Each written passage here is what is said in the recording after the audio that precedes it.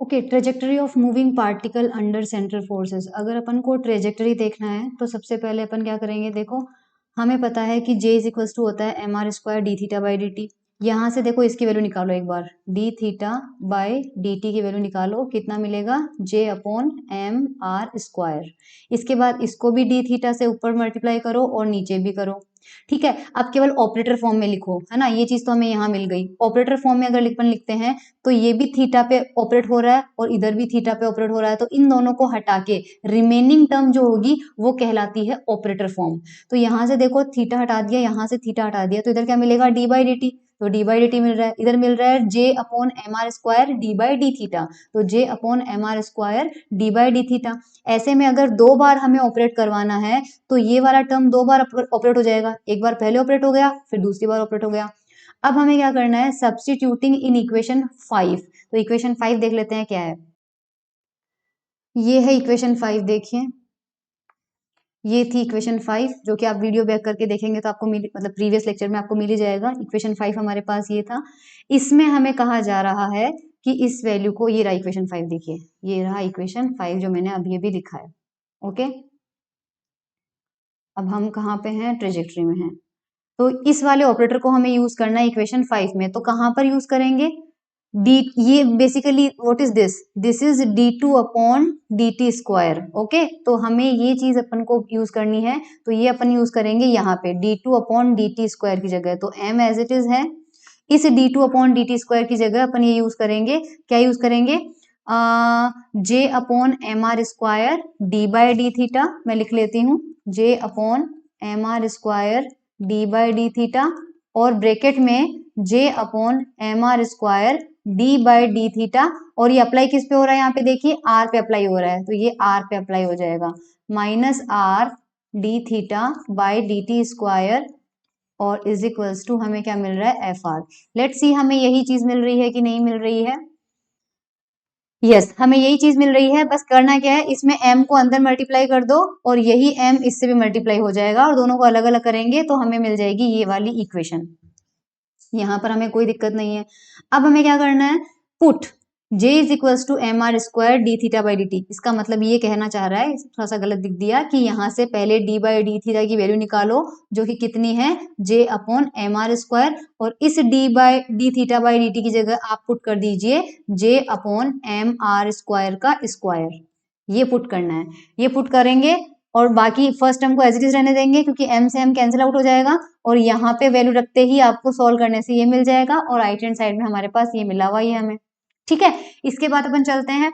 इसके बाद हम जानते हैं कि देखो अगर इसको सोल्व करती हूँ मैं, D by D theta 1/r की वैल्यू निकालते हैं तो क्या मिलेगा, 1/r एक फंक्शन है r का, तो पहले तो r के फंक्शन के रेस्पेक्ट में उसका डिफरेंशिएशन करो, तो माइनस का 1/r स्क्वायर हो जाएगा, और फिर करना किसके रेस्पेक्ट में है, थीटा के रेस्पेक्ट में है, तो dr का किसके रेस्पेक्ट में करना पड़ेगा, थीटा के रेस्पेक्ट में।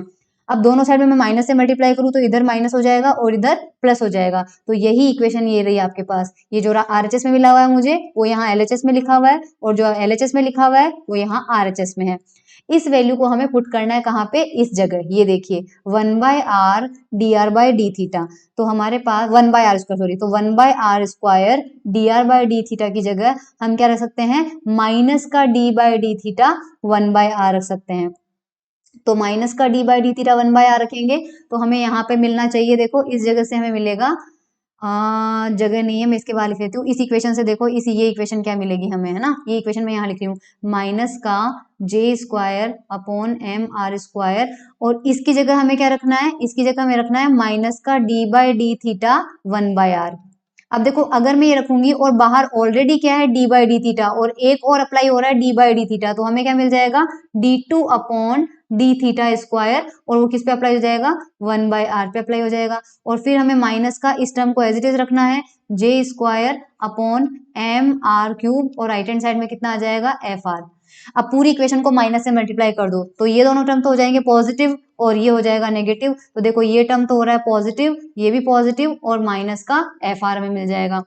दोनों के अंदर से कॉमन क्या लेना है, दोनों के अंदर से कॉमन लेना है j स्क्वायर, तो j स्क्वायर को बाहर निकाल लो, m को बोल रहा है बाहर निकाल लो, तो m को बाहर निकाल लिया, और r स्क्वायर को बाहर निकाल लो, तो यहाँ से तो हमें मिलेगा सिर्फ ये वाला पार्ट, है ना, तो ये वाला पार्ट यहाँ पे आ गया, और यहाँ r का क्यूब है तो यहाँ 1/r हमें मिलेगा, और राइट हैंड साइड में है माइनस का fr।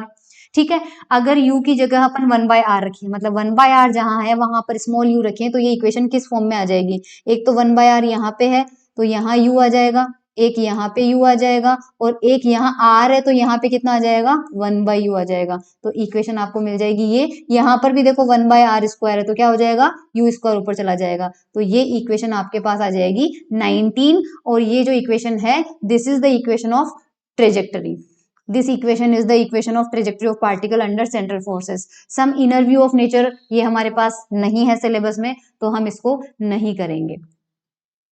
उसके बाद अपन आते हैं केपलर लॉ।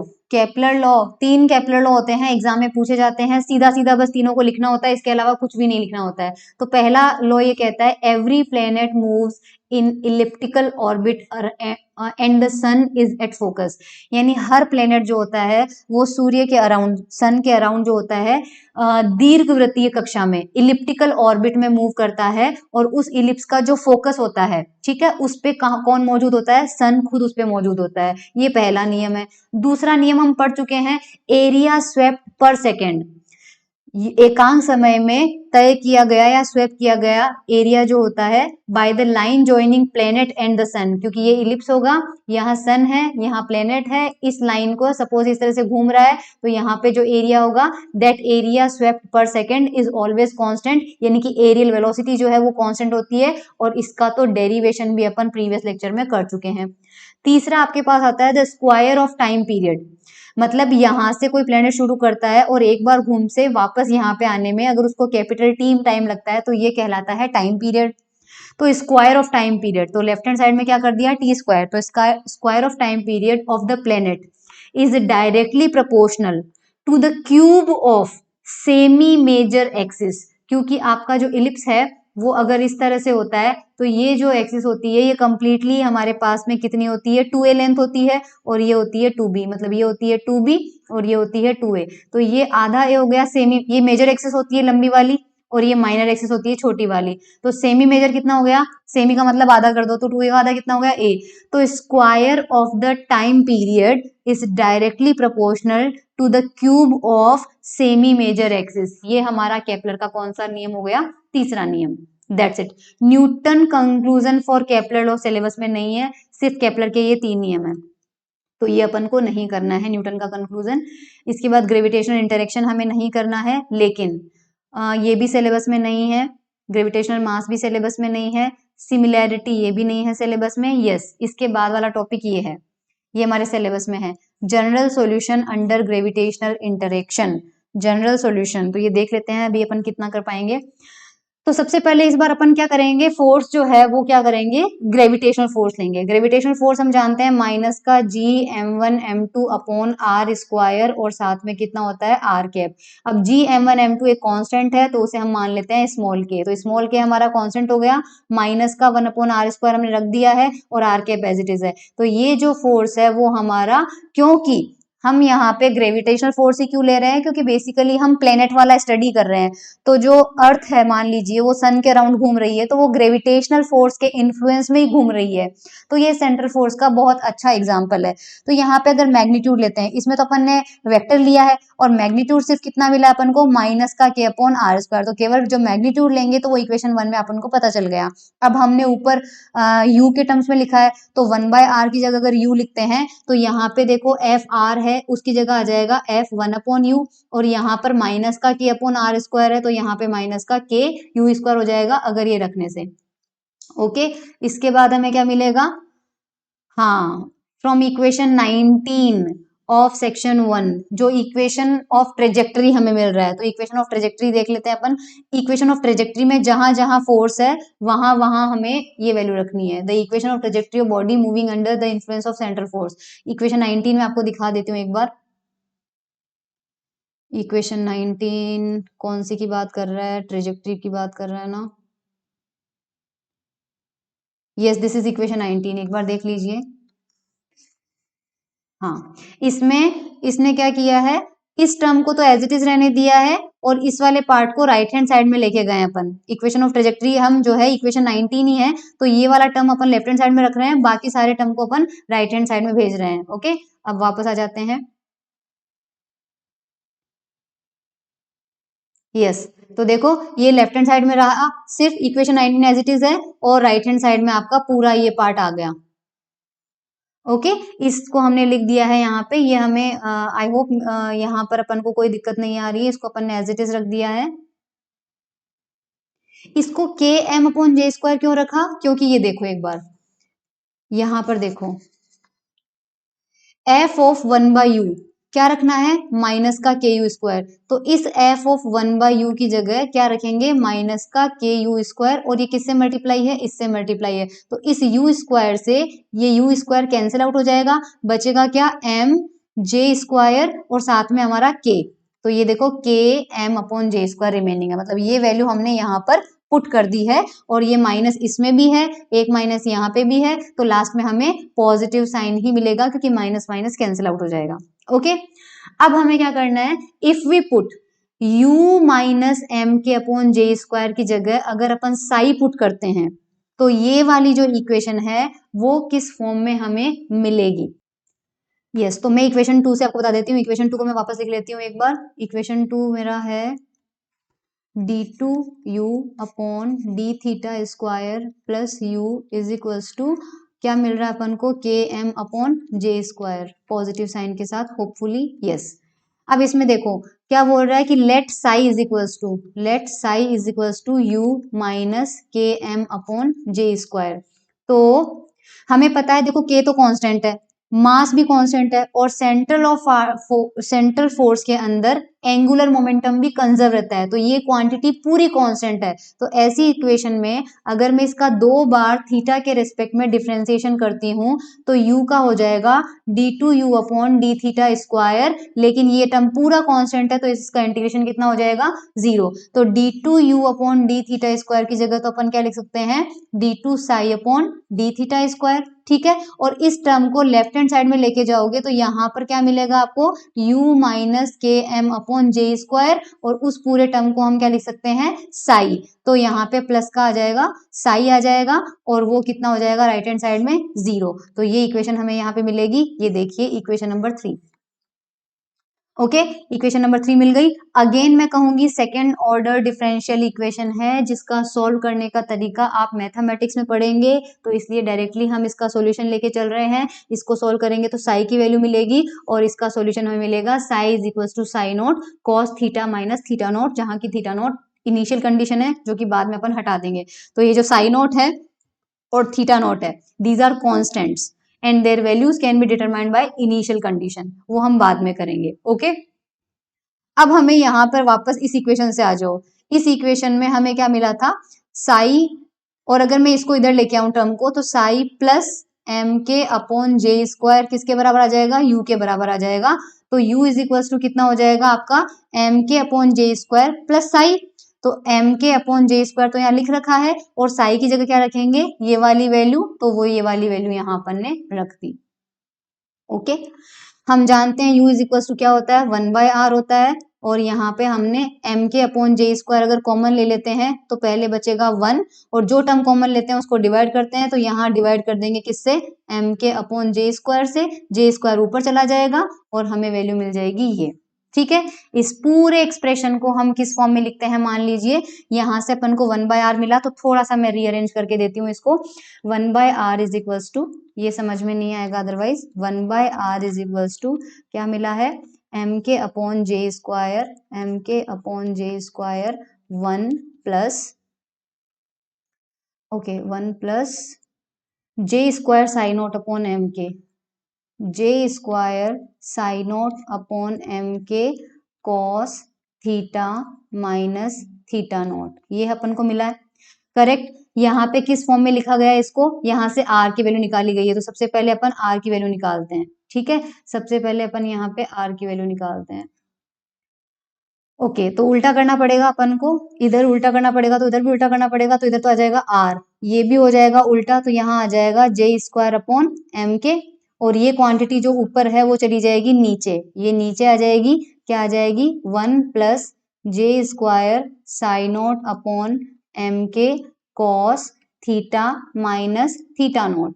ठीक है, ये हमें मिल गया आर की वैल्यू।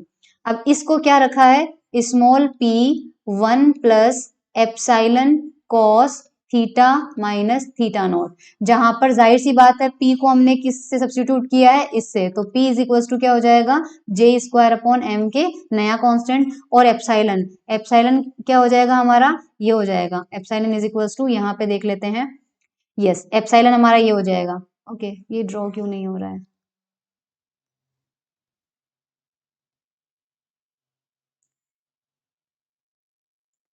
यस ये एप्साइलन हमारा ये मान लिया, पी हमारा ये मान लिया, तो आर की वैल्यू हमें ये मिल चुकी है और वो आपको एक्सप्लेन किया जा चुका है। ठीक है, अब इसके बाद देखिए क्या आ रहा है, थीटा की जो कंडीशंस है वो अपन बाद में करेंगे, दैट्स इट। आप इक्वेशन 4 तक याद रखिए, इतना याद रखिए, ये अभी छोड़ दीजिए। इनिशियल कंडीशन का अपन बोल रहे हैं कि अगर थीटा नोट, आप तो डायरेक्टली ये लिखिएगा कि अगर थीटा नोट 0 है, इनिशियल कंडीशन से अपन वैल्यू निकालते हैं, तो इक्वेशन 4 में बस थीटा नोट को हटा देना है और आपके पास आ जाएगा ये वाला फॉर्म। ठीक है, now this is an equation of conic section. ये एक जनरल कॉनिक सेक्शन की इक्वेशन है जिसमें एप्साइलन की अलग अलग वैल्यू रखने से हमें अलग अलग शेप मिलेंगे। तो ट्रेजेक्टरी निकालने के लिए हमें एप्साइलन की वैल्यू जो है वो डिसाइड करनी पड़ेगी, तो इसीलिए एप्साइलन का रोल बहुत बड़ा हो जाता है। ठीक है, एप्साइलन का रोल हमारा क्या हो जाता है, बहुत बड़ा हो जाता है। तो एप्सिलॉन का सबसे पहले फॉर्मूला डिराइव करते हैं। चलिए, trajectory of moving particle depends upon eccentricity. ठीक है, तो हम क्या करेंगे, हमें पता है इक्वेशन 13 जो हमने पहले पढ़ रखी थी, टोटल एनर्जी याद करिए, कंजर्वेशन ऑफ एनर्जी वाले एक्सप्रेशन में देखिएगा हमने टोटल एनर्जी निकाली थी ये, जिसमें फर्स्ट टर्म था translational kinetic energy, second term था रोटेशनल काइनेटिक एनर्जी और थर्ड टर्म था पोटेंशियल। अब हमारे पास क्या है, F is equals to minus का के अपॉन आर स्क्वायर है, और हम जानते हैं F is equals to minus का D U by D R होता है। तो यहां से अगर u की वैल्यू निकालेंगे तो कितनी आएगी, माइनस का k बाई आर आएगी। क्यों, क्योंकि देखिए आप माइनस का d बाई डी आर और u अगर निकालते हैं तो माइनस का d by D are, you की जगह मैं रखती हूँ माइनस का k बाई आर, तो ये माइनस और ये माइनस कैंसिल आउट हो जाएगा, और 1 बाय आर का कितना होता है, माइनस 1 अपॉन आर स्क्वायर होता है, तो माइनस का k अपॉन आर स्क्वायर होगा, जो कि आपको मिल रहा है यहाँ पे फोर्स। तो इस फोर्स के करस्पॉन्डिंग पोटेंशियल एनर्जी कितनी आ जाएगी, माइनस का k बाय आर, तो u की जगह अपन पुट कर देंगे माइनस का k बाय आर, बाकी अपन और कुछ भी फिलहाल नहीं करेंगे। अब अपन क्या करते हैं, we know that the turning point पे r जो होता है वो मिनिमम होता है, and this point the component of velocity dr by dt zero होता है। ये क्या कहना चाह रहा है आपसे, ये कहना चाह रहा है अपन ने मान लीजिए जो भी इलिप्टिकल मोशन के लिए मैं एक बार आपसे वो करते हैं, मान लीजिए तो प्लेनेट चल रहा है, तो जहां पर भी चलेगा वहां पर उसकी जो वेलोसिटी होगी उसके दो कंपोनेंट होते हैं, एक टेंजेंशियल वेलोसिटी होती है, एक रेडियल वेलोसिटी होती है। लेकिन जब टर्निंग पॉइंट होगा, बिल्कुल टर्निंग पॉइंट होगा, तो पार्टिकल बिल्कुल इस डायरेक्शन में आएगा, और पार्टिकल बिल्कुल 90 पे होगा, उस वक्त उसकी जो लीनियर वेलोसिटी होती है, लीनियर वेलोसिटी होगी वो आपकी क्या हो जाएगी, जीरो हो जाएगी, क्योंकि टर्निंग पॉइंट पे आपके पास, टर्निंग पॉइंट यहाँ समझ लीजिए दो फोकस होते हैं इलिप्स के, तो टर्निंग पॉइंट पे आपका जो होता है आर क्या होता है, मिनिमम होता है। अगर टर्निंग पॉइंट पे आर मिनिमम होगा तो कोई भी फंक्शन आप जानते हैं मिनिमम या मैक्सिमम होता है, तो उसका फर्स्ट डिफरेंशिएशन क्या होता है, जीरो होता है। तो अगर आर मिनिमम होगा तो D r by D t क्या होगा, जीरो होगा। तो वही यहाँ लिखा हुआ है कि देखो आर मिनिमम है, अगर जब आर मिनिमम है तो D r by D t क्या होगा, जीरो। तो उस कंडीशन में ई निकालते हैं, तो ई की जगह ई आएगा, d r by D T तो जीरो है तो ये टर्म तो हट ही जाएगा, j square upon 2m r square है, वहां आ जाएगा j square upon 2m r minimum square, क्योंकि आर मिनिमम होगा तभी d r by D t क्या होगा, जीरो होगा, माइनस का k upon r minimum. Equation 7 हमें मिल चुका है। अब हम यहाँ पे क्या करेंगे, आर मिनिमम की वैल्यू जो है इक्वेशन 5 से निकालते हैं। तो इक्वेशन 5 हमारे पास क्या है, यहां से आर की वैल्यू, आर मिनिमम की वैल्यू अगर अपन निकालते हैं तो वो कितना मिलेगा अपन को, तो ये इक्वेशन 5 देखिए, r is equal to p upon 1 upon epsilon cos theta. Denominator जितना ज्यादा होगा r उतना ही कम होगा, तो डिनोमिनेटर में cos थीटा की मैक्सिमम वैल्यू लेनी है ताकि r मिनिमम मिले, और cos थीटा की मैक्सिमम वैल्यू जो होती है वो हमारे पास कितनी होती है, 1 होती है। तो p अपॉन 1 प्लस एप्सिलॉन, ये r क्या होगा, मिनिमम होगा। तो r मिनिमम की वैल्यू देखो, ये रहा r मिनिमम हमें मिल गया p upon 1 plus epsilon. Substituting equation 8 in equation 7 and putting p is equal to j square upon km। Okay, equation 8 को रखना है साथ में और p की वैल्यू पुट करनी है, वो मैं अलग से डेरिवेशन करती हूँ क्योंकि अदरवाइज ये बहुत हेक्टिक हो जाएगा आपके लिए। तो मतलब मैं क्या करूंगी यहाँ पे, देखिए ये आर मिनिमम की वैल्यू जो है ये इक्वेशन 8 से निकाल के इक्वेशन 7 में रखना है पहले तो ये आर मिनिमम जो है वो यहाँ रखना है और यही आर मिनिमम जो है वो यहाँ रखना है। तो रख लेते हैं अपन, E is equals to j square upon 2m r minimum square minus k upon r minimum, और हमें आर मिनिमम जो है वो कितना मिला है, p अपॉन 1 प्लस एप्साइलन। तो यहाँ रख देते हैं, तो जे square upon 2m p square और ऊपर चला जाएगा 1 प्लस एप्साइलन का स्क्वायर, करेक्ट, माइनस का k अपॉन यहाँ पर p और यहाँ पे 1 प्लस एप्साइलन। उसके बाद कहा जा रहा है कि put p is equals to, p की वैल्यू क्या पूछी जा रही है हमें, देखने दीजिए, p की value j square upon km, j square upon km कहा जा रहा है हमें, j स्क्वायर अपॉन km। तो j square upon m k या km जो भी है ये भी पुट कर देते हैं। तो हमारे पास ओके ये एज इट इज रखना है, तो जे square 1 plus epsilon square upon 2m और ये रहा p स्क्वायर की जगह क्या रखना है, ये देखो j का की पावर 4 आ जाएगी, j की पावर 4 और इधर m के नीचे है तो m स्क्वायर k स्क्वायर, तो यहाँ आ जाएगा माइनस k 1 प्लस एप्साइलन और यहाँ पर p है जो कि कितना हो जाएगा j स्क्वायर और ऊपर चला जाएगा m k। अब इसमें जो टर्म्स कैंसिल आउट हो रहे हैं उनको कैंसिल आउट कर देते हैं, तो एक m से एक m की power cancel out, j square से यहाँ पे एक पावर कैंसिल आउट हो जाएगी, यहाँ पे कुछ भी नहीं होगा, तो इसको सॉल्व करके आपको मिल जाएगा ये वाला term E is equal to, left hand side में हमारे पास क्या है, लेफ्ट हैंड साइड में हमारे पास क्या चल रहा है E, ठीक है, तो ये अपन को आप सॉल्व कर लीजिएगा, you will get this term. Let me show you, थोड़ा सा दिखा देती हूँ मैं, ये देखिए उसको सिंप्लीफाई किया तो हमारे पास ये मिल गया, ये वाला टर्म है ना, उसको जो टर्म्स कैंसिल आउट हो रहे हैं उनको कैंसिल आउट करेंगे, ये मिल जाएगा, इसमें आप m K upon 2j square को कॉमन लेंगे तो यहाँ पे ये टर्म बचेगा, और क्योंकि 2 इसमें है यहाँ पे नहीं है तो यहाँ पर 2 से मल्टीप्लाई होके ये बचेगा, इसको a प्लस बी का होल स्क्वायर को ओपन करेंगे तो ये बचेगा 2 एप्सिलॉन से 2 एप्सिलॉन कैंसिल आउट हो जाएगा, और एप्सिलॉन से माइनस का 2 जो है 1 से माइनस का 2 एप्सिलॉन स्क्वायर माइनस 1 आपके पास यहाँ पे हो जाएगा। तो ये हमारे पास वैल्यू आ जाएगी ई की, और यहाँ से एप्सिलॉन स्क्वायर निकालना है तो इस 2j को पहले इधर भेजेंगे तो 2e स्क्वायर हो जाएगा, m के स्क्वायर को नीचे लेके आएंगे तो m k स्क्वायर हो जाएगा, राइट हैंड साइड में क्या बचेगा एप्सिलॉन स्क्वायर, और ये जो -1 है इसको भी लेफ्ट हैंड साइड में लेके आएंगे तो ये 1 प्लस हो जाएगा, यहाँ से एप्सिलॉन की वैल्यू निकालेंगे तो इसका क्या आ जाएगा, रूट आ जाएगा। सो इक्वेशन 9 जो है that is the expression for eccentricity, और हमें इस एसेंट्रिसिटी की अलग अलग वैल्यूज पे अलग अलग तरह के शेप मिल जाएंगे। Okay, so now equation of trajectory in Cartesian coordinate. अभी तक हम बात कर रहे थे पोलर कोऑर्डिनेट में क्योंकि हमें आर और थीटा में ही मिले थे सारे एक्सप्रेशन। कार्टेशियन कोऑर्डिनेट से इजी हो जाता है एसेंट्रिसिटी की वैल्यू रख के शेप पता करना, सो कार्टेशियन कोऑर्डिनेट के अंदर रखते हैं। सो हमने पहले भी देख लिया था कि एक्स जो आ रहा था वो कितना आ रहा था कोस थीटा, और y हमारा कितना आ रहा था r साइन थीटा आ रहा था। ये इक्वेशन 5 में पुट करेंगे, इक्वेशन 5 हमारा था r is equals to p upon 1 plus epsilon cos theta.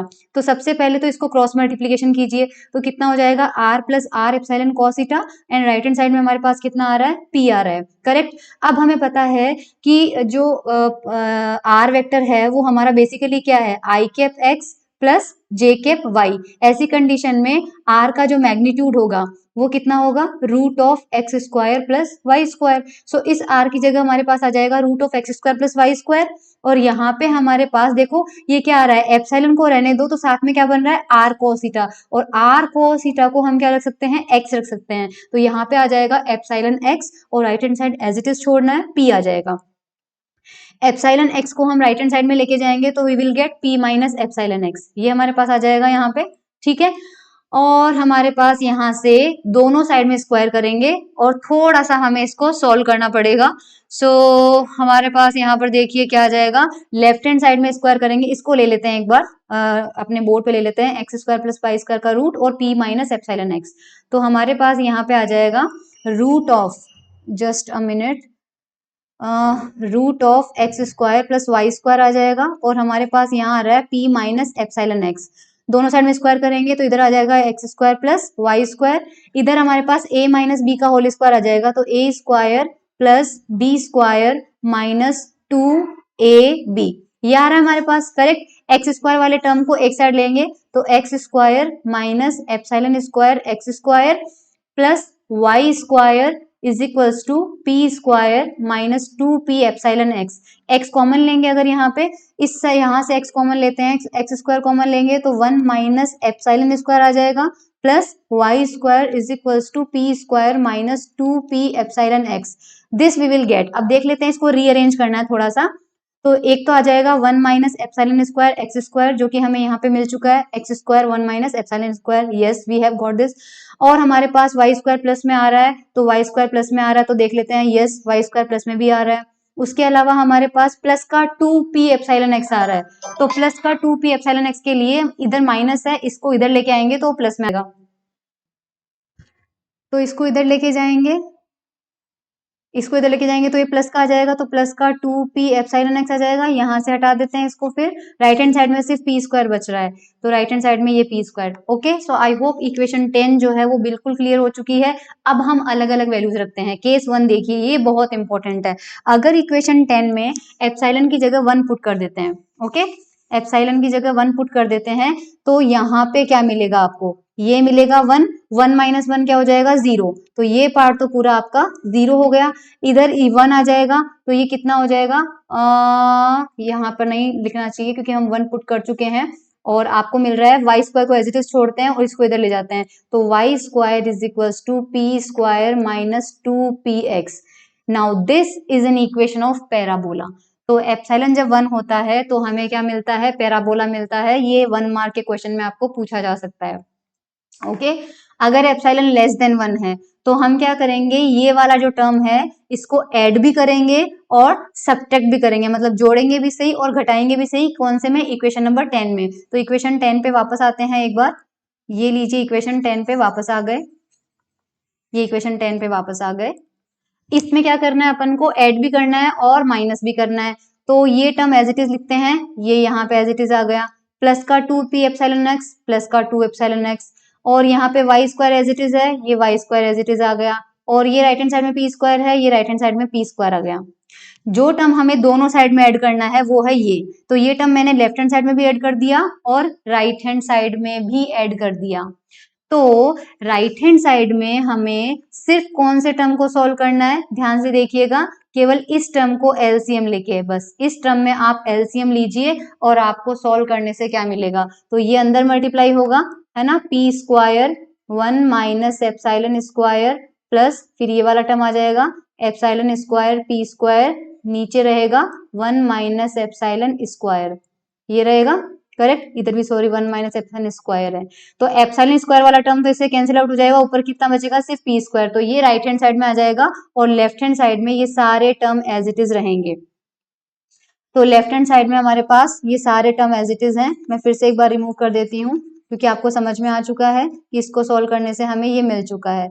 अब हम यहाँ पे क्या करेंगे, देखो पूरी इक्वेशन को, क्योंकि एक्स स्क्वायर का कोफिशिएंट 1 चाहिए हमें, तो पूरी इक्वेशन को इस वाले टर्म से डिवाइड कर दो। इस वाले टर्म से पूरी इक्वेशन को डिवाइड करोगे तो पहले टर्म में तो क्या आ जाएगा, एक्स स्क्वायर आ जाएगा, और इसके नीचे ये वाला टर्म डिवाइड हो जाएगा और ये टर्म हमें मिल जाएगा।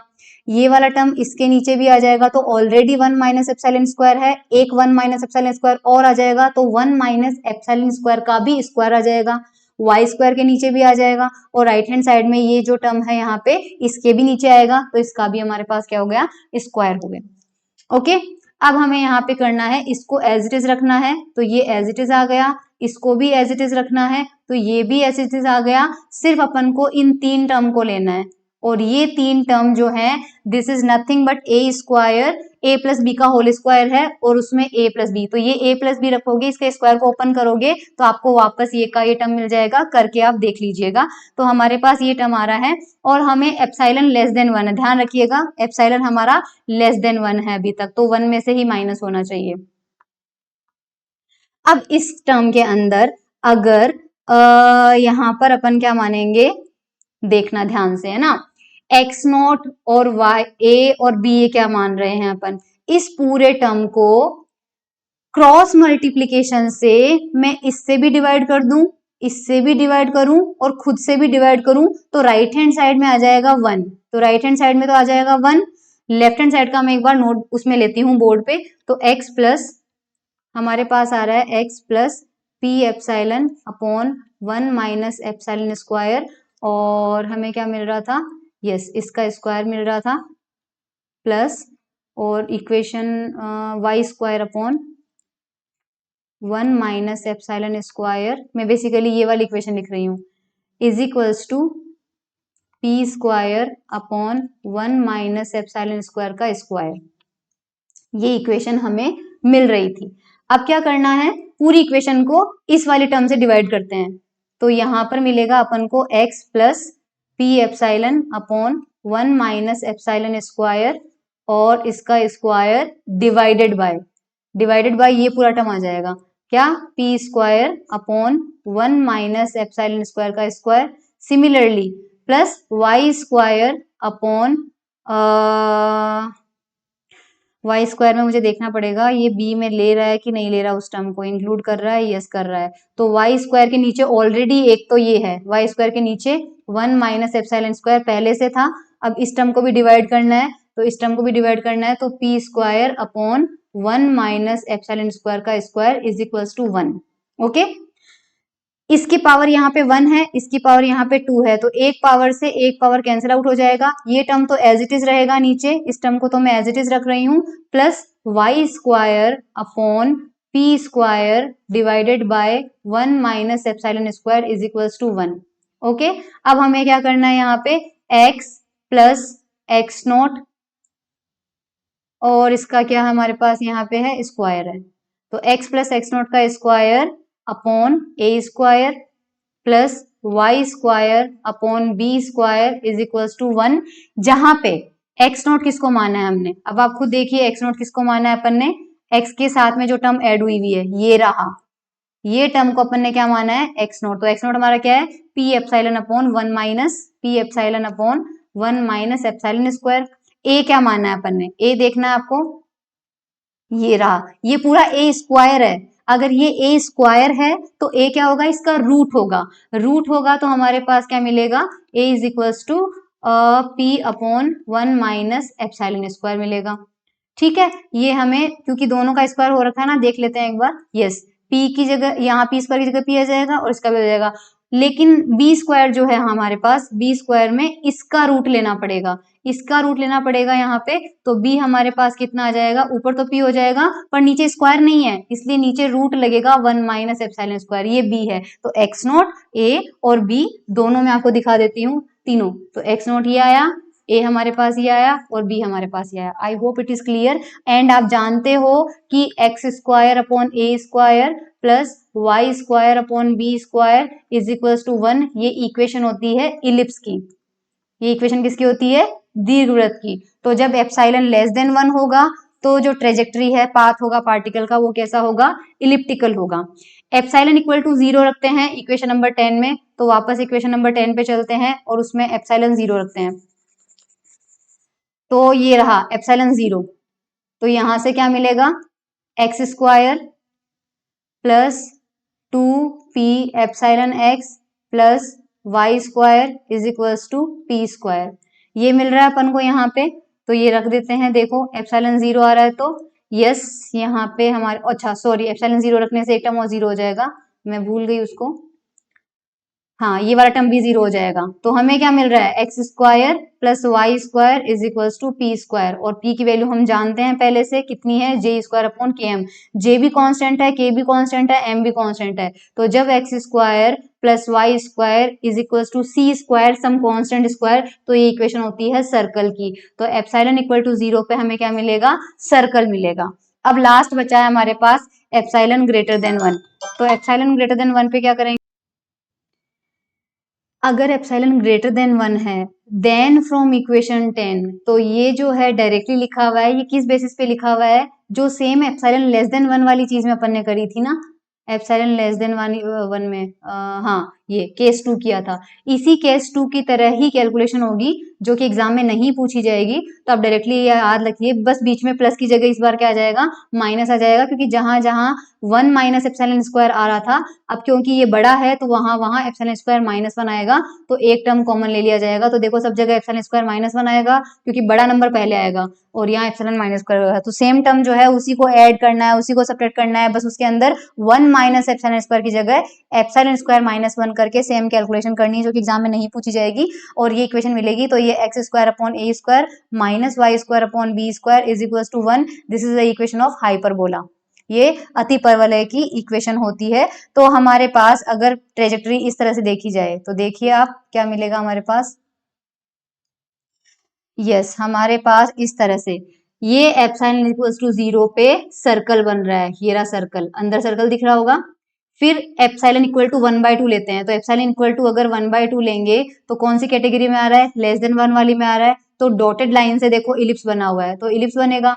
और एप्सिलॉन इज इक्वल टू 1 पे आपके पास ये यहाँ पे लिखा हुआ है पैराबोला, तो ये पैराबोला है, देखो ये वाला यहाँ पे ये पैराबोला बन रहा है, पैराबोला बन रहा है। और एप्सिलॉन इक्वल टू 2 यानी कि एप्सिलॉन ग्रेटर देन 1 में आ रहा है, तो ये आपके पास क्या बन रहा है, हाइपरबोला बन रहा है यहाँ पे। तो ये आपके पास ट्रेजेक्टरी जो है पार्टिकल की चार में होगी। और इस तरह से टेबल बना रखा है, एप्सिलॉन जो है ग्रेटर देन 1 में हाइपरबोला, इक्वल टू 1 में पैराबोला, लेस देन 1 में एलिप्स, और 0 पे आपको सर्कल। ई की वैल्यू आपको कैसे निकालनी है, जो एसेंट्रिसिटी का फॉर्मूला आपने निकाला था, जस्ट अभी दिखा देती हूँ ई की वैल्यू कहाँ से निकालनी है। ये इक्वेशन नंबर 9 से देखो, इक्वेशन नंबर 9 से यहाँ पे कर देते हैं, एक एग्जांपल दे देती हूँ मैं आपको।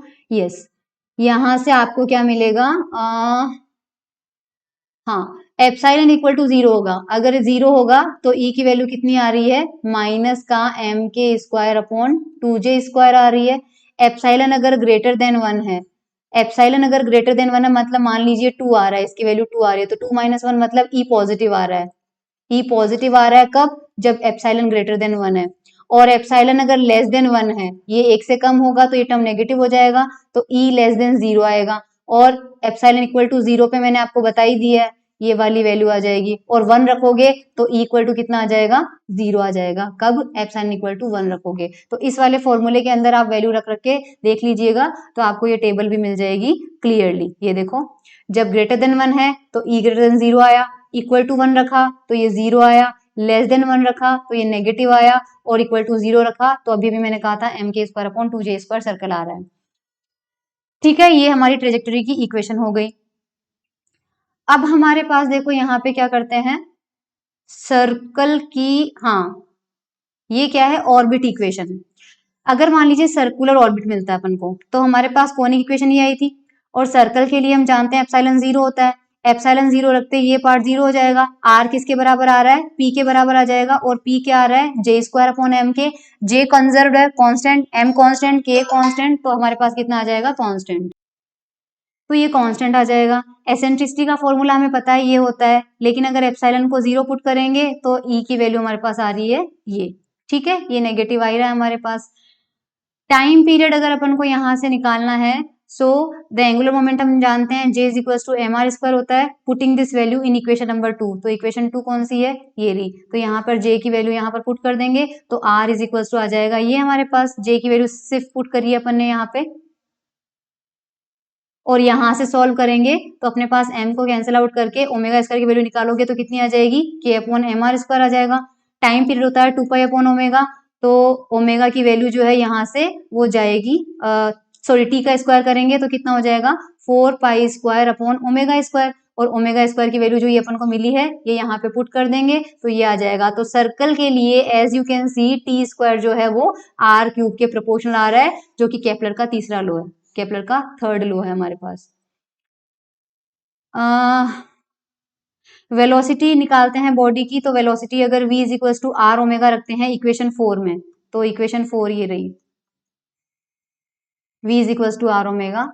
तो यहाँ पे हमें ओमेगा को एलिमिनेट करना है, तो ओमेगा की वैल्यू कितनी हो जाएगी, v बाय आर। तो यहाँ से हमें रखना है v square upon r square, तो आर स्क्वायर से आर स्क्वायर कैंसिल आउट, और यहाँ से v की वैल्यू क्या मिल रही है, रूट अपॉन के अपॉन एम। तो यहाँ पे हमारे पास वैल्यू आर स्क्वायर ये आर ही आएगा हमारे पास, के अपॉन एम आर नहीं आएगा, रूट के अपॉन एम ही आएगा, क्योंकि अगर v is equal to r omega equation 4 में, या तो फिर यहाँ कुछ मिस्टेक हो सकती है। आप देख लीजिएगा डायमेंशन में, देख लीजिएगा यहाँ पे डायमेंशन में मिसप्रिंट कहाँ पे है, उसी तरह से हमारे पास वैल्यू इसकी निकल जाएगी।